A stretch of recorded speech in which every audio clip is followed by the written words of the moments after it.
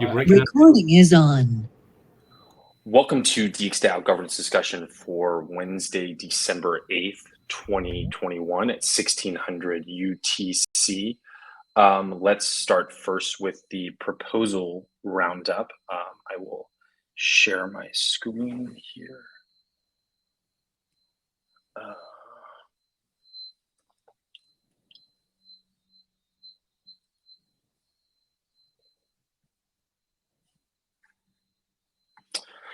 Cool. So starting first with mainnet. You can see the proposal at the top here. There's 3 swapper campaigns that are being launched along with the swapper funding proposal. This was actually submitted last Tuesday, so we talked about it a little bit on this call last Wednesday. But this is for epochs 5 through 8 for mainnet farming. And a reminder that mainnet farming, the epochs are being combined to save gas costs. So looks like these will all 3 of these will pass in 14 hours. And then of course we'll need to execute this one first so that the swapper will be in the relayer for the campaigns to launch. And so we do have a somewhat tight time frame on this because these need to get executed before the campaigns launch tomorrow. So this is in 14 hours. So I guess that's kind of the middle of the night US time. I will definitely be up tomorrow morning to make sure that they get executed, but something we should be watching here, especially before the gas price spikes in the middle of the day US time. Cool. And then there is a transfer out to XDAI for liquidity provisioning. I actually think we might have talked about this last week too. It had a boosting, it had to get re-upped in there, but this is because there's $10,000 worth of AL in the DXgov Treasury on mainnet, and we actually need AL to run, or Gnosis Protocol V1 actually needs AL to run. The way it's made is like trades have to happen. If you're doing a DXD WETH trade, you need to have a DXD AL and a WETH AL trade, and the AL is like a fee for the solvers there. So since we have some AL, this is being used for that. And then next is the staking 1,000 ETH signal and transfer of funds. I believe the signal proposal on XI just passed or is about to pass. We can get to that second. So this would be this is the mainnet proposal, and then it also actually includes the transfer of 500 ETH, which is about half of them, which is a half of the 1,000. And then there is the DXD buyback extension number 4 proposal. And just as with the ETH staking one, this also includes the actual transfer of 215 ETH there. And there's also a corresponding proposal on XDAI. And I think that is it for mainnet. Going over to XDAI. Well, that's not working.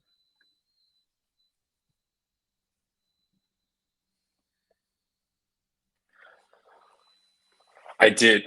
I'm on Link. I've been using .limo a lot more. I think it might be better than .link. The only reason I don't use it for this is because it has that big testing environment thing up here, because it's not that.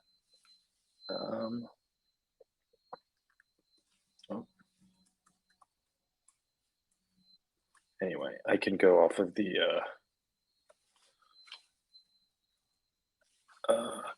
I can go off of the agenda one while that's loading there. So in XDAI base, there is a rep transfer proposal for Dave for fluid drop. So Dave has set up a new address, and so there's 2 proposals here. There is a let's try Limo actually. There is a mint and a burn proposal, and I guess there's actually not an easy way to do this in a like one way, that you just you don't really transfer the rep, you burn it and then mint it again. And then next up, there is an unwrap. Where is it? Unwrap 1 XDAI test transaction. So some of you will recall that when we transferred the last transfer to XDAI base, the transfer, a lot of the transfers actually put in WXDAI. This was because we thought we were going to be using the new schemes in order to pay workers. So to have the schemes, you can't use and the native token, you need a wrapped version of it. But we had some problems with the schemes on the proposals before, so most people are still requesting XDAI, and there's actually not that much XDAI in there. So this proposal, I think it is this one, so I'm in a different order, is a test of that, and then there's actually a proposal that I think was just submitted yesterday that will unwrap, I think, 500,000 WXDAI. This is through the multi-call, so that actually shouldn't be there's not like a funding proposal, so like no funds are really like changing anything. It is just something from the multi-call there. And Dave has simulated this on Tenderly, and it went through. Yeah, and then like on mainnet, we have the swapper campaigns here, so you can see there's actually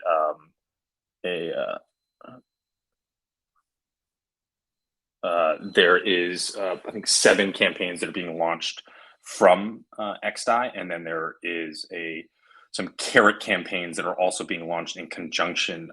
Keenan, maybe you can just kind of explain maybe where we're at on this while this is loading again here. So there's a funding proposal that is being sent, that's sending Swapper to the multi-sig to create carrot campaigns. Is that correct? Yes. So we have a smaller send being sent to the multi-sig. I believe for Stake and Rice, they were both supposed to have dual rewards. I'm not 100% on Stake. I believe that might not. So the multi-sig might need to set up a regular swapper reward program with that pair. Then we have a second funding proposal for the relayer. We had to move some funds off the relayer to move some funds to the multi-sig. So we have a funding proposal for Epoch 5 campaigns to the relayer, and then the rest of the campaigns are as normal. Cool. And just like with mainnet, we'll need to make sure these get executed before the campaigns start tomorrow there. Yeah, and I just sat down, maybe you mentioned this, but it is worth noting that the funding proposals will need to be executed before the campaign proposals. Otherwise, Right. they will fail. Right. Me and Chris are already planning to take care of this, but would suggest avoiding execution unless you know what you're doing here. Yeah. Cool. And then some other proposals. There is a proposal from Zabo Strategies with his NISA. This is her offboarding proposal. There was a discussion in the forum the last couple weeks on that. And then there is this is actually, this is Federico's proposal. I had staked on it. I'm not sure why it's not picking up that there, and that's going to pass in a day there.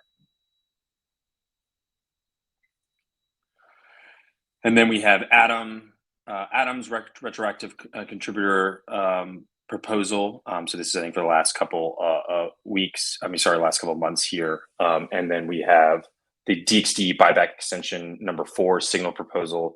Good to see some votes on this. Just a couple hours ago, it's still at the 0.05%. So maybe it would be good to see some support for this in the program. There's also the corresponding one on mainnet. And then there is a XDC buyback order 89. There's also another 88 here that you cannot see because it's it didn't pick up the IPFS there. But so there's 88, 89, and then I think 90 is being boosted now. And then yes, here's the unwrapped 500,000 WXDAI, wrapped XDAI. And then we have a couple fun ones, I guess. We have Xerox Cloms ETH sticker reimbursement, and no, Kina did not spend 200 billion USDC on stickers. So this is the corrected proposal, be with the correct amount of decimals in there. Yeah, there was the first one I submitted, I completely glossed over USDC 6 decimals. So there was a lot of USDC being requested. I'm not sure where that proposal is now. I upstaked it originally and also downstaked it. If you want some free gen, then you can probably go for that one. Yeah, I think I did downstake it too. Yeah, I downstaked it. I'll have to. And if it expires, everybody should get their gen back. Yeah. Okay. Yeah. So right here you can see. And that expires, I guess, in in 30 days, I think it is. from when it was submitted. Cool. Yeah, and I think that was it for XDAI. There was a late breaking proposal on XDAI that was just submitted, I think, in the last hour. Sky, do you want to let us know what this proposal is? I'll pull it up on Alchemy here. Don't use Alchemy. Oh, it's not in here either. So, yeah. So, what will this proposal say when we get the proposal side from IPFS, and what's the goal of this? Is that the right amount, or did that make a Keenan mistake? Well, as long as you did, what did you? It's in WXDAI. No, then you should be fine because that's 18 decimals. Yeah, so it's WXDAI because it's going to a multi-sig, so it has to be an ERC20, right? Can't use XDAI. And it is the proposal to action the movement of 10,000 WXDAI to an initiative DAO multi-sig. And yeah, all the details basically from the forum discussions and the discussions we had on the call, on the different calls, which we talked about for a while, and we've raised some questions and some concerns and some processes, tried to summarize all of the outcomes of that into some guidelines and some I can maybe I should also post the text of it to the forum thread just so it's more clear if the IPFS isn't going to be loading. But yeah, it's basically creating some general guidelines. It's pretty wide and open, but it will allow us to get Initiative DAO going. And Initiative DAO can continue to evolve, and it's just a multi-sig, but maybe it can become a DAO or a guild. But we'll have some money there, and there is some delegation to people that want to be part of Initiative DAO to make decisions on different initiators' requests for funding. And then there's also some notes about like kind of risk protection. So like some general guidelines around what would be factored in when giving money to someone. So if it's just some random wallet address that has some idea that like there's zero knowledge of who or what this wallet address is, that would be factored in as well. And then also some guidelines for like what would be or allowed or desired. And so really that included like, anything that is initiated should like maintain the core values of DXDAOs and its manifesto. So, and there's nothing illegal, and there's and it shouldn't be in bad taste. So if those three things together, I think should cover any of the concerns we had with like something crazy happening. And if it does, then we'll have to learn and fix it. But yeah, that proposal's live. Cool. Anything to add? I guess I should be making an in it joke here. But anything to add or comments from others?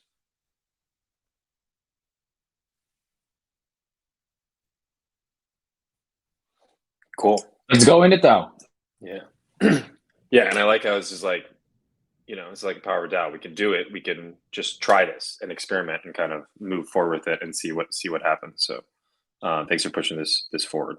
Oh yeah. So the most important thing is anyone here or anyone that you think would be good or has ideas, encourage those people to come and participate and bring ideas to Initiative DAO. The problem would be if we launch this thing and then like no one has any ideas and and then the whole thing is a waste of time. So we want people to bring new innovative ideas basically. And if it takes encouragement, or you see someone in a chat say something like, oh, bring that over, kind of like encourage people to come with their ideas, basically.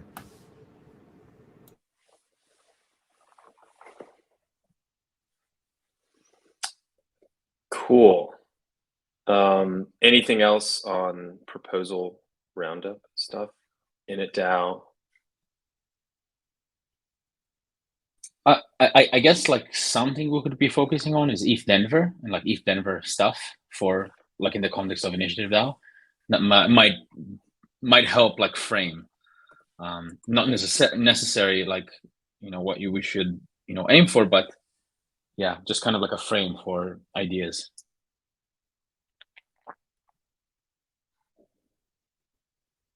Cool. Okay, and then moving on to discussion items. Want to start first with the DXgov proposal taxonomy. So this is a post I made a couple days ago.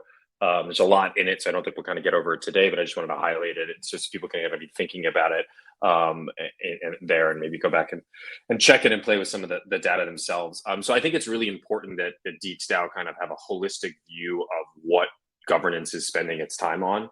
Right. So like, what are the proposals that are taking up time? What are how do we have like maybe guidelines or precedent on how certain proposals will go through? And I think that's kind of boils down to categorizing them and putting on some like system for what are all these proposals. And I think we actually have a pretty set of proposals already. I think these will all be pretty familiar with people. But so I just kind of went through all the past proposals and put them into both categories and proposal type. So the categories are, you can see here, are payments, treasury, signal, rep rewards, product, and protocol updates. So these are intended to be able to capture everything DXgov does on chain, right? And so payments is probably the most common one. This is just whenever funds are coming out of the treasury and going somewhere. The most common one, contributor, but there's also contractors, reimbursements, member balancers, retroactive bonuses. I also included swapper farming proposals because this is kind of like an expense there. And then, marketing and other expenses. So that's the payments category. There's the signal proposal category, which is pretty basic. It's just signal proposals that go through. I didn't actually have any separate proposal types there. And then for treasury, these are the treasury, I think the 5 different treasury proposals that we do on a consistent basis. So treasury diversification proposals. So this is what we did really in the first half, mostly in the first half of the year, but a lot of proposals that diversify the treasury away from ETH. We do a lot of fund transfers. This is transferring to XDXDAO or in the future to Arbitrum. But those are obviously mostly mainnet proposals. There's the buyback proposals, which everyone are very familiar with, Swapper LP, and then DX Ventures.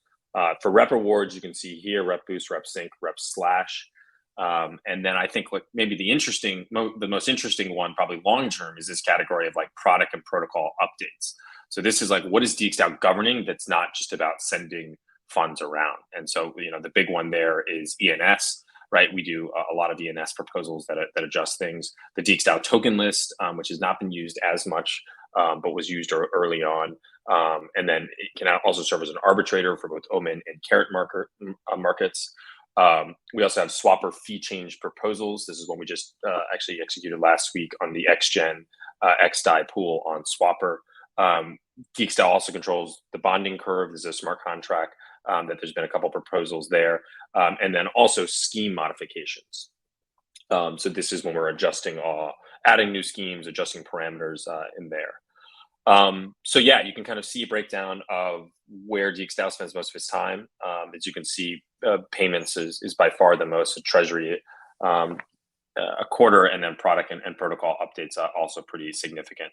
And I think it's also kind of cool just through, I guess, 2 years and 3.5 months, there were 1,204 proposals that have gone through either XCXDAO, DXDAO, or the Arbitrum 1 base. So I guess let's do the math. It's like 2 proposals a day, I think. About that. And then just some data here. You can see payment proposals by type. Obviously, the contributor is the most one. This is the most common proposal. You can see it's about quarter of all of our proposals are just payments to workers. And you can see with swapper farming, this one has increased a lot over the past 2 or 3 months because we've been doing so many proposals to launch these campaigns. Thought the contractor amount was interesting. So this is just payments that went through contractors, not contributors. You kind of have a good idea of how we're splitting up that. And then, yeah, the reimbursement and member balancer, and then some other ones there. And then, yeah, and the product and protocol update, I think this is another cool one, 88 ENS update changes, I guess, in 2 years, which I think is a pretty cool accomplishment to be changing and updating the website all on chain there. And you can see maybe this last one here, scheme modification, might grow in the future a little bit more. Yeah, and then Treasury Proposals, I think no one's surprising, buyback there at the top, and then swapper LP, fund transfer, and then Treasury Diversification. One thing I was saying here, we might have another category at some point, like yield optimization.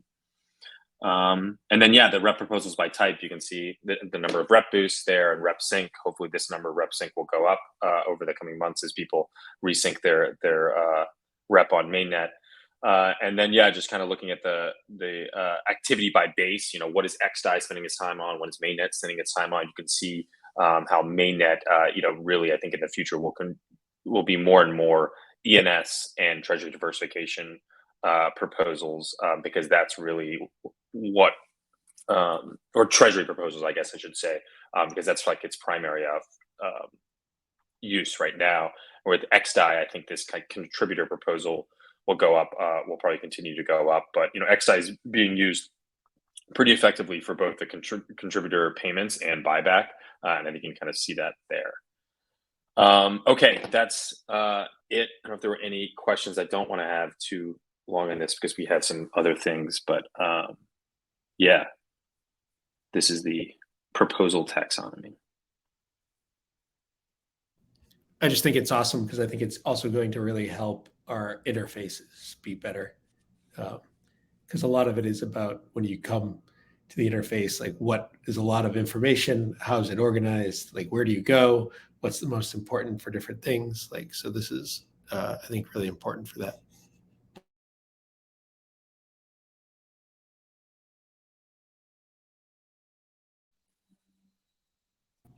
I did tweet this out. I should have mentioned Chris by name, but I just tweeted it out. But I mean, maybe we should do something from the DAO Twitter too. Yeah, so like from the official Twitter, it's kind of cool. Yeah, I kind of like the chart. Like, I think the charts would be like interesting enough, just because they're images and people catch that. But yeah, maybe that's something to think about. I like it being on the forum though, and not like an article, because it's kind of like, this is, DXgov is just kind of looking at itself, and then maybe like the tweet is like peeking into what we're thinking about.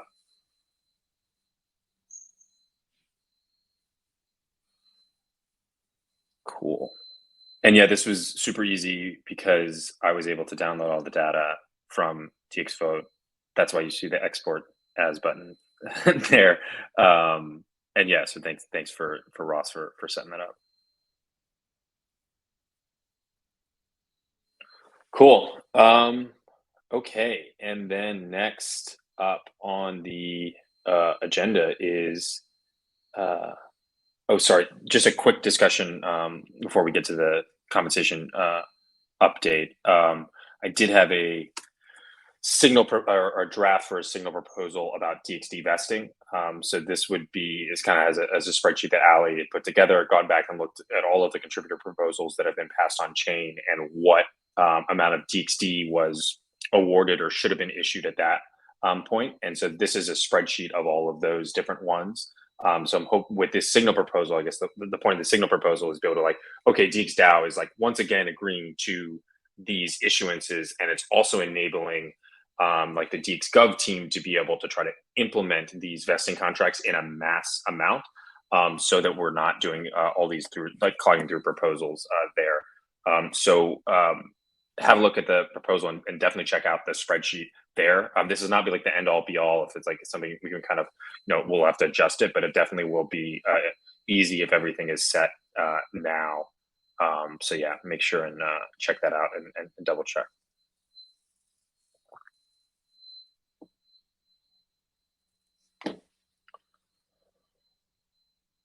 Awesome. And then next up, probably the reason we're all here for discussion is the DXgov pay structure update December 2021 draft proposal. Melanie, do you want to take it? So last week I discussed briefly that Chris, Keenan, Dave, and I have been revisiting the current DXgov comp structure. Earlier today, I put up a draft proposal in the forum of what actual changes we would like to see in the compensation guidelines. And there are 3 primary areas that we would like to focus on in this draft proposal. First is a new payment structure featuring 8 levels with an adjustment in the compensation amounts. That's adjustments to both stables and DXD.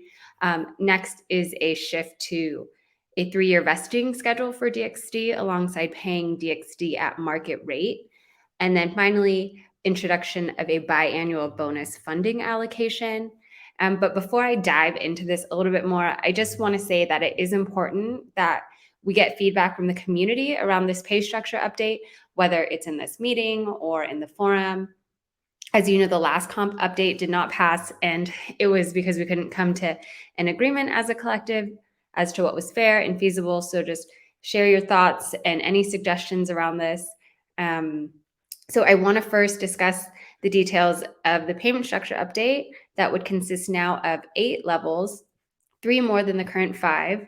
A link to the new 8 levels is in the proposal in the forum, and Chris is also sharing it now. But one of the biggest reasons why we expanded the amount of levels is so each contributor, current and incoming, will have a level that that they're contributing that really fits their experience and skill set appropriately. At one point, contributors were contributing at half levels, contributing at like a 3.5. We just wanted to eliminate any of that confusion, have more detailed descriptions, and we increase the amount of levels because of that. In addition, we want to ensure DXgov is remaining competitive with market salaries and also account for inflation. So you will see an updated compensation amount here. When we previously updated our compensation, we received a lot of pushback in regards to the amount of DXD that was being allocated for contributor payouts. Therefore, we decided it was best to increase the stablecoin payment and only slightly increase the amount of DXD. I don't think Dave is on the call, but he kind of ran these numbers. But maybe, Chris, if you wanted to discuss a little bit more about how we came to calculate the numbers and just discuss the burn rate a little bit more. Yeah, apparently, I was going to say, apparently there's a Portuguese holiday. I don't actually know which one this is. It's the Immaculate Conception. It's so funny. Yeah, that's right. It's funny because I know like random holidays because there's no street parking. So in like New York, I follow the Twitter that's like, you celebrate all the Jewish holidays or all the random holidays because then you don't have to move your car. But they were also celebrating Immaculate Conception today. Anyway, Dave had run these numbers here. Let me. And so you can see on the adjustment here, you can kind of, I think this is helpful for like the percentage base dollars versus percentage base DXD. I think both on the DXD front and also like I think people at the lower, at some of the levels, like needing to have the stablecoin compensation be sufficient. So you can see here, it's like 67% at the low end and then like just under 50% at the high end there. I think as Melanie said, there really the 2 considerations were both, these were passed, the original ones that we're operating on now were passed in September of 2020, maybe early October 2020. So there has been a lot of changes there on both the overall market and where talent is kind of there. And then also there's been actually pretty significant inflation over that time since these were passed. So I think that was part of that here. And then the numbers that are run here are based on the current headcount, I believe, and like what those potential like future levels would be. And then it's also using, I think, a $750, the current $750 price for DXD. So you could see for just employees, contributors, the burn rate would be $169,000 a month in just the USD, and then the DXD one would be $150,000, and that would be just under 2,400 DXD for the whole year at this. So I'm not sure how much, do the math on. That's like a little under 200 DXD that's would be issued to contributors a month there. You can see Dave ran the number here. That's 5% of the circulating supply here. I should just also note through the DXD buyback program, I think we've acquired like 7,400 DXD. So even for the first year, the issuance of DXD will be negative. And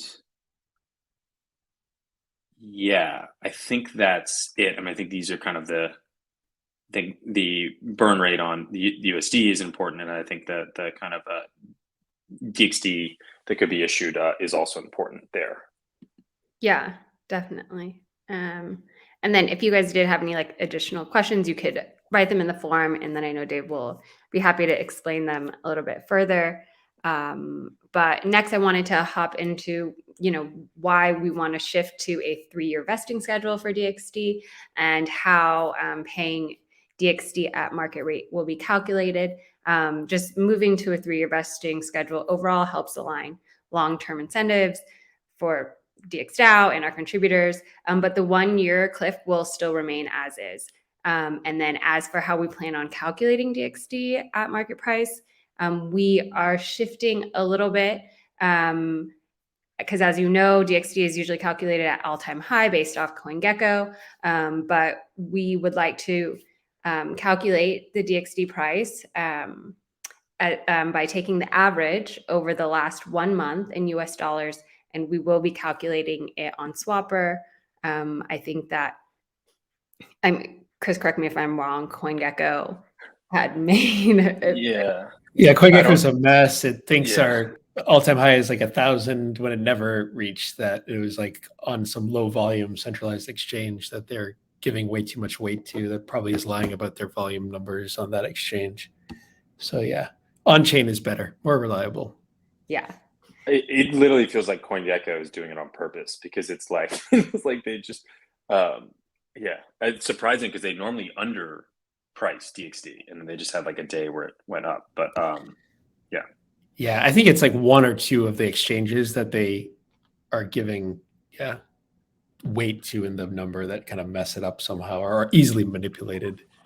And it is, as you said, it's better to pull it on chain. I think it's less corrupt or harder to corrupt, and then also it's like good to be using Swapper, right, and making that the price point. Yeah. On the DXD market rate, I think that's great, better than all-time high. I think if the price goes down from an all-time high, that's damaging to the compensation structure. But are we keeping the floor from the bonding curve USDI, which is like, I think 525? I'm very hopeful that we'd never get back down there, but just to be comprehensive here, is that floor still going to be included? I think say yes. Yes, the answer is yes. I think Dave probably have. I thought the last time I talked to Dave, he said that was the plan. So maybe I'll make a comment in the forum, maybe ping Dave before I do. I actually did tell him 3 times, please come to this meeting. And he sent me 3 photos of the Virgin Mary. It's a national holiday. But yeah, he had been discussing the floor price, and I think it will be around 525.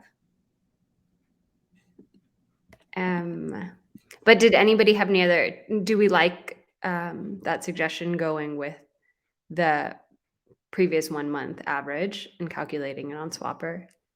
Do we feel like that's fair? And just for the reason the 1 month is so you're not timing proposals, right? So it's like things going up, things going down. And I know we can I guess no, because we're going to say it's at the beginning of the proposal period. But you could, if it's over a month, it's just like much harder to corrupt in a way. It's more reliable.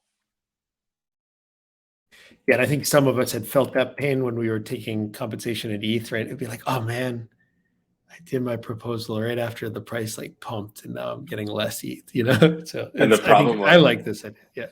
Yeah, because the problem was I remember this at Zet. I remember you too. It's like you were afraid that ETH was going to go down, and so you so you waited to submit your proposal, but ETH just kept going up. That was the that was the takeaway. I thought it was $600. No.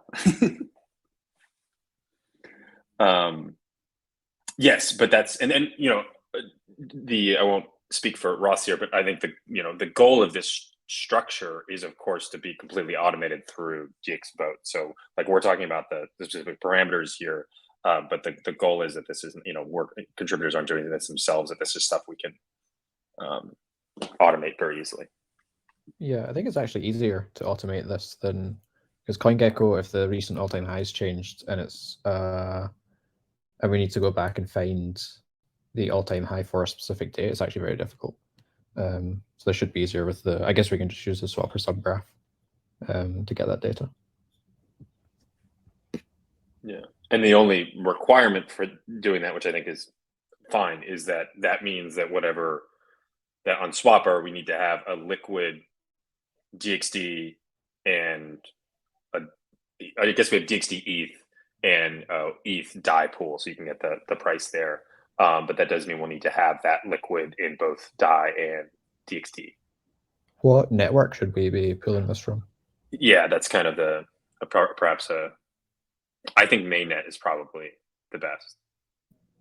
And I have noticed there has been some discrepancy, right, in recent days between, especially with like the buyback going on next day, I think, and the cost to move to layer 1, and then and the time to get out of Arbitrum. You have these weird like frictions on arbitrage. I would imagine in the future some of that kind of hopefully gets addressed, but might be worth noting as well, the contracts are likely, unless anything huge changes, going to be made on XDAI. So I don't know if that would change that's a good point. Outcome of where we pull it from. Yeah, that would make. And I think the XDAI one. I don't know which one's had the most volume, but XDAI is above 1 million and 1 million total TVL, which is like twice as big as the mainnet one. So XDAI might make sense. Yeah, I think barring other things, like the depth of liquidity on that would maybe be the best. Like you want to take from the deepest one, I guess. And is that more real price in a way?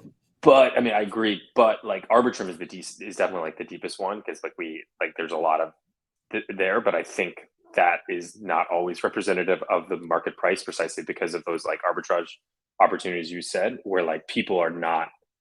But anyway, this is and I'm hoping that goes away before too long. If we get DXD on some of these bridges like Hop and stuff, like that's hopefully going to go away, but we'll see. Yeah. Okay. And then as far as how will the level changes kind of be determined, mainly it'll just be up to the individual contributors. Contributors should do like a self-evaluation based on the language presented in the new comp structure. Maybe have a discussion with your squad lead or any other relevant contributors. I'm also happy to help you determine what level you should be adjusted to. It'll be then up to you to make the decision and post it in your next contributor proposal. If you're still unsure, in the forum post, there's a suggested guide. It's up right now to kind of help you determine your new level. Okay, and then lastly, I just wanted to discuss allocating half yearly funding towards bonuses. Contributors have expressed interest in using systems such as Coordinate, SourceCred. Everyone was definitely fond of the retrospective shipping bonuses that John and Jero implemented earlier this year. So we wanted to begin to put some structure around this initiative of rewarding contributors and pass a kind of a dedicated biannual allocation amount in this proposal. We are suggesting allocated 100,000 every 6 months toward bonuses for DXgov contributors in a mix of US dollars and DXD. That's roughly about 5% of the compensation budget. We didn't have anything specific around what systems we want to use, but we just, like I said, we want to dedicate a specific amount and then just wanted to get kind of consensus on that number and then begin to put more structure on what system we'd like to use. Yeah. Any thoughts on that?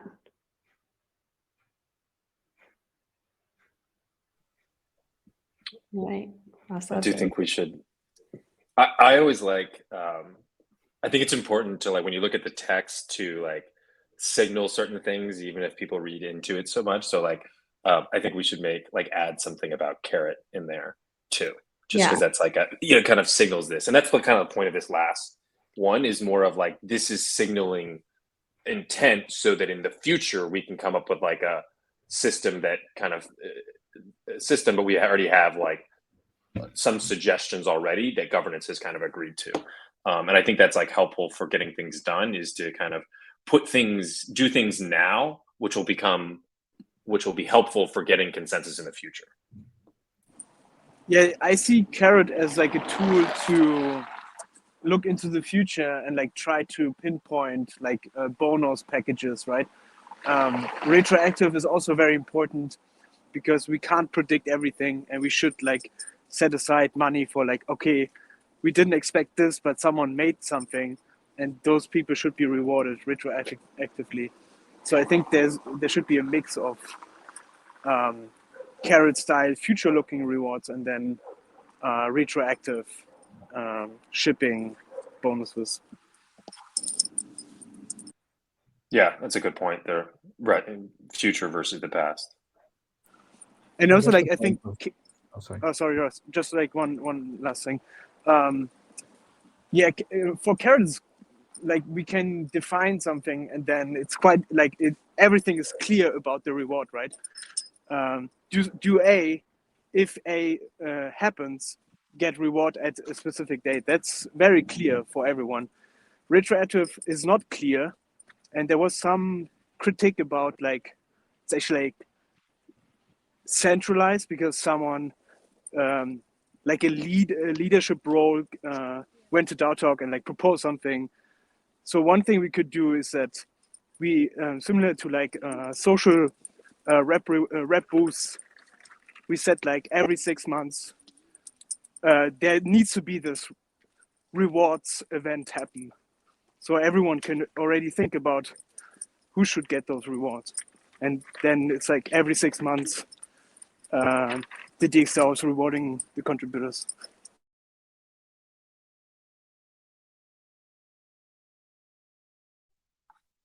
Ross says, just going to say that the wording here suggests the allocation, the implementation of the bonus is still up to debate. I would say that is up for debate. No. Yeah, I think the context for this is we don't know what exactly that bonus structure will look like. And there was some discussion on like using coordinate and then also retroactive. We're talking about carrot here. So the hope was to not have a specific system, but try to like move the ball forward to that system. And so, yeah, I guess the language kind of goes back and forth on whether it is, I guess it's not binding. But it's hard, it's hard for signal proposals in general to be binding. Yeah, I think it's great to. Oh, go ahead, Charles. Yeah, I like that. Like, I think if we get an approval for the amount, that's already like great, right? And then we can like slowly move into all those tools and like check them out, play around with them, use carrot. I don't think we should like try to like settle on something now. Like this is a very dynamic process, but having the specific amount already set aside is good for the contributors, because they know there's like this money which will definitely go to the contributors, is already like an incentivization process, and a very important one. But then we can like just try to use everything and then see what works and what doesn't work, and then we will improve the organization. Mm-hmm. I completely agree. Yeah, I agree with that as well. Like, I think it's very clear that we're just kind of starting to even think about innovating here. So good to leave things open.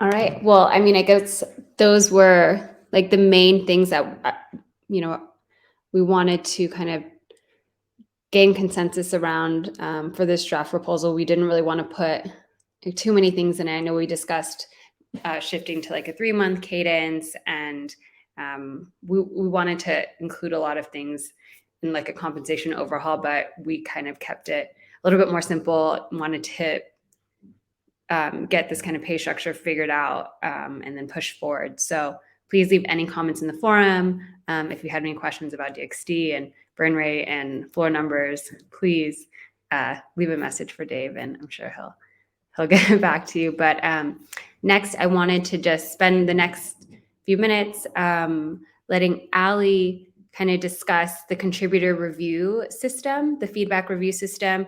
There was a post in the forum about it, but I invited Ali to this call so she can also kind of go a little bit more in depth through the proposal and what that's going to look like in the upcoming weeks. So Ali, whenever you kind of want to take over. Yeah, for sure. We'll get to it. I will keep it quick and simple. I have a pretty detailed doc that has all of the information that you could possibly need for the review coming up next week, and I will send that out to everyone today. So just this step-by-step process I'll go over. So by the end of the week, you will be receiving from me a personal message on Keybase just informing you of the current DXgov contributors that you will be reviewing. And if you could just like shoot me a message back just to confirm that you understand who you will be reviewing. And on Monday, so this upcoming Monday, December 13th at 6 a.m. UTC, the survey will be open and accessible. And it will be open for a week. So it closes the next Monday, December 20th at 6 p.m. UTC. So you have that time. I think it's actually closer to 8 days, but let's just say you have that whole week to fill out the reviews. And most people will be doing 2 reviews. So you'll have 2 contributors to review, and you will be receiving 2 reviews as well. So once the survey closes on December the 20th, I will be taking the week to basically collect all of the data, and then I will be dispersing it back out to all the contributors via personal message on Keybase again. So I will be giving you all the information that you will have received over the survey from the contributors. So you'll know who is giving you the reviews, and nothing will be anonymous. And of course, because like the holiday season is coming up, I understand that, especially that second and last week of December, and then maybe even the first week of January, might be a bit spotty. I'm sure people are taking time off, but I will be around, and in the beginning of January, if anyone wants to talk about the reviews that they received, if they want to schedule a call, or if they want to talk to their reviewees, we can always set that up as long as it's respectful. And or if you have any questions and concerns, any comments or ideas that you have about the survey, just feel free to give it to me, because this is kind of like a trial run. So accepting any bribes. Everyone, the graph has already been sorted out, so everyone has already been randomly assigned to who they're reviewing. And yeah, that's pretty much all the information that I will say in this call, and then all the details are in a doc that I'll be sending out. So if you missed anything, it should all be in the doc. That's great. Looking forward to it. And the review it's short, it's really straightforward. I think that this is just like a great start for us to start giving each other constructive feedback. I know feedback something, one of the top things that contributors have been asking for a long time, and it is challenging to do it within like a decentralized organization. So like Ali was saying, this is kind of a trial, and it'll hopefully kind of evolve as the months pass, and we can see what we like, what changes we'd like to make if there are any, but really looking forward to it as well.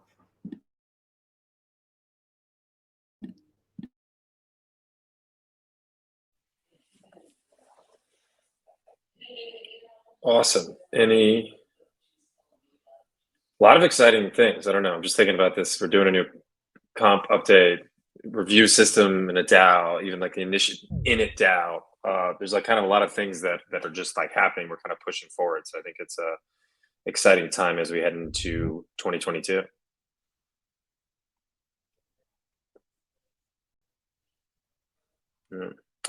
Cool. Any parting thoughts, wisdom, complaints? Nathan, this is your shot. Yeah, I have a joke. That was a joke. that was actually the Cut joke. the recording. Yeah, that was a joke. Yeah. Yeah.